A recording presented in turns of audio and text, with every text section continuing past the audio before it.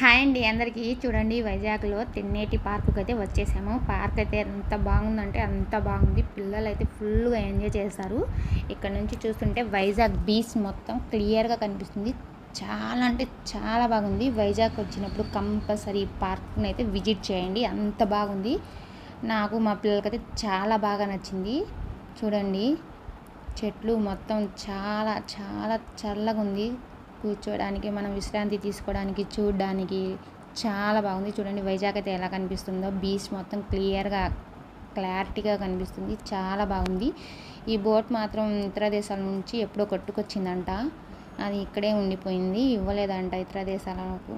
చూడండి, బీచ్లో కొట్టుకొచ్చిన బోట్ అంట, అది పెద్ద షిప్. బోట్ అంటే బోట్ కాదు, షిప్ లాంటిది. చూడండి ఎంత బాగా కనిపిస్తుందో, ఆకాశానికి తాకినట్టు కొండలు, బీచ్ ఎంత సరదాగా ఉందంటే అంత సరదాగా ఉంది. చాలా బాగుంది. చూడండి, కాకులు అయితే మా పిల్లలు ఫ్రెంచ్ ఫ్రైస్ తీసుకున్నాడు, వాటి చుట్టూ తిరుగుతున్నాయి.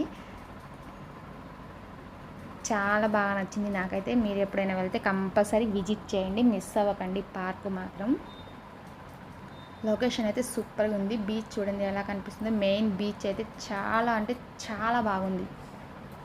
నేనైతే కాకులకైతే కొన్ని ఆలు చిప్స్ అయితే పెట్టేశాను. చూడండి, అవి మేము తిండితే మా వెనకాలే తిరుగుతున్నాయి.